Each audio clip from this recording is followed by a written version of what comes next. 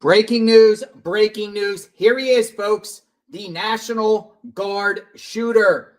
29-year-old Rahmanullah Lakanwal, and he's from Afghanistan. He came in the country in 2021 as part of the Afghan Withdrawal, the United States troops under the Biden administration. He's a refugee that came to the country in 2021. He's the one that shot 2 National Guard troops in the streets of Washington, D.C. Now, I got some information about him I want to share with you about this story. Kash Patel speaks, and also a little bit of information on his background right here. I'm going to share this with all of you, and then we will further discuss. Check it out. Here it is. What do you know?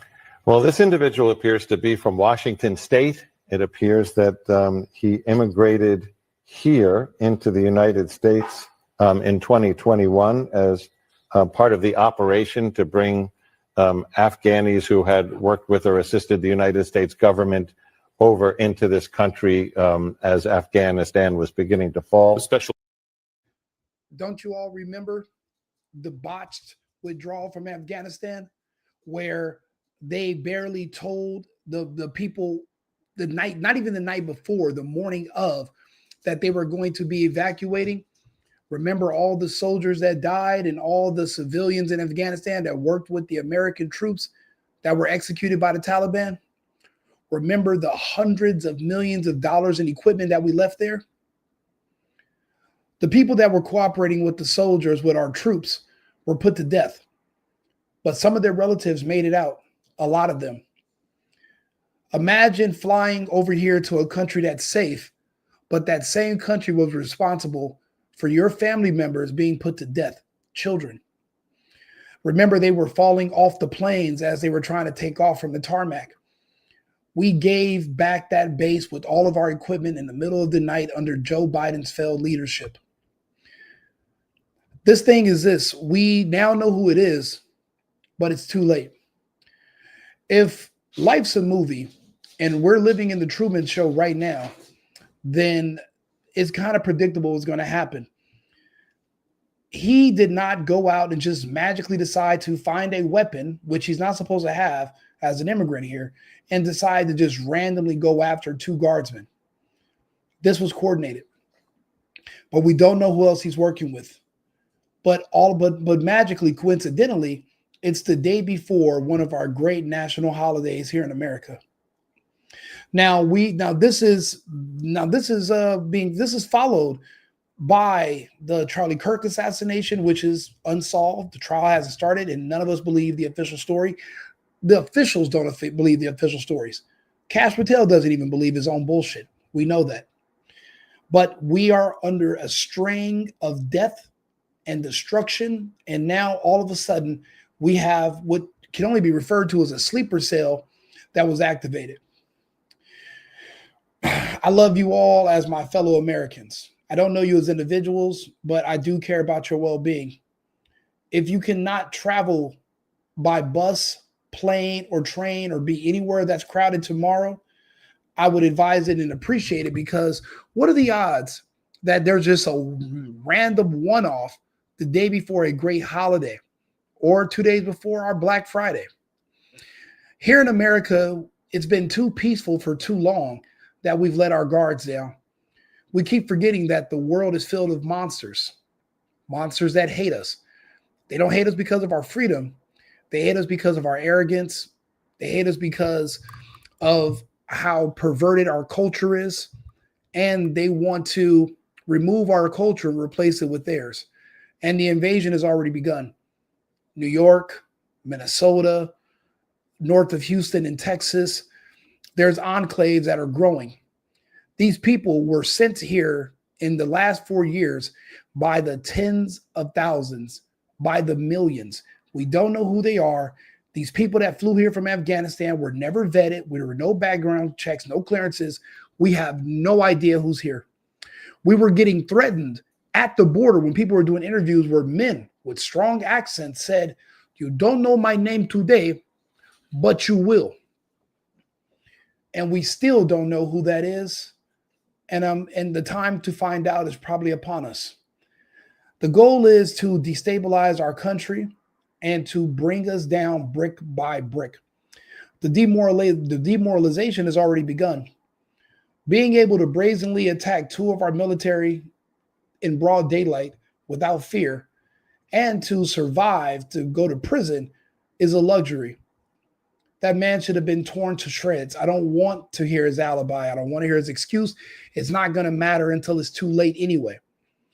If these others are working independently and they've been sitting here finding out ways to carry out mass casualty events, talking to him is not going to help. And there's really no way for us to prevent it. Again, our guards are down. We just had an American shooting on the Las Vegas Strip. What if he didn't stop with just that married couple and he would have just went after anybody he could? You know, that man walked away from the scene and was caught days later. That means we didn't even have enough police in Las Vegas on the Strip to stop a mass shooter if we wanted to. It's just by the grace of God, he wasn't interested in doing a mass shooting. But what if he was? People don't understand what freedom means. To whom much is given, much is required. Freedom also involves and requires responsibility.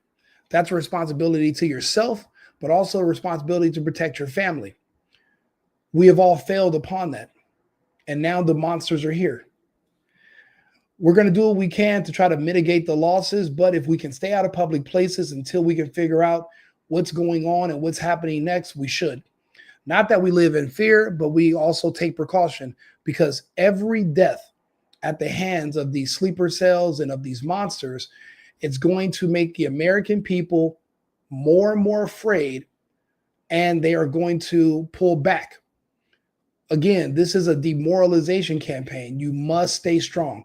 The left, there's a gay population, there's a black population, there's an immigrant population, and they blame conservatives and they blame Trump supporters for all of their problems in the world.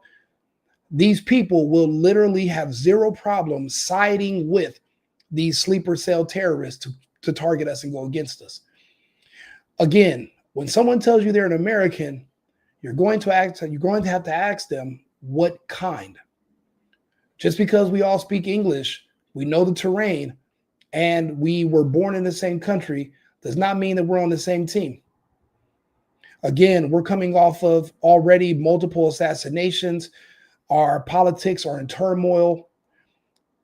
Things are not looking good, and they want to keep the chaos going. If they waste this horrible event and don't follow it up right away, I'd be completely surprised. But that's not how it works.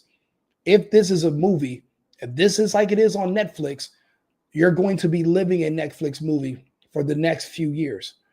These people, there's enough of them who don't care about their life, and they believe that in their religion, the more people they take out as infidels, the further they're going to get in the afterlife.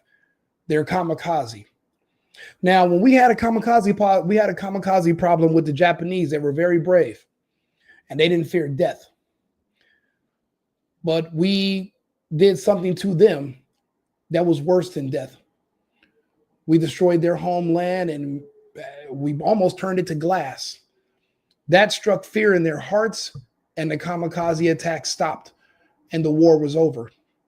Unfortunately, in the future, here in the United States of 2025, no one has the stomach, the heart, or the balls to make such a drastic measure. So for the foreseeable future, until someone like myself is in charge, we will be perpetual victims. I suggest that you arm up, stay vigilant, stay dangerous. This is not going to be a one-off. We know who this man is, but that's not going to help. By the time we figure out who he's been talking to and his friends, we'll be 2 or 3 other attacks in. If you can abstain from traveling for the next few days until we can figure out what's going on, please do. Remember, America first, America only. I've been needing to find a new apartment, which has not been easy with credit as bad as mine. Luckily, I found cosigning.com. They connected me with a cosigner who helped me get my dream apartment for me and my dog. I just paid a small fee and was able to move in fast. Get the cosigner you need for the apartment you want. Check out cosigning.com today.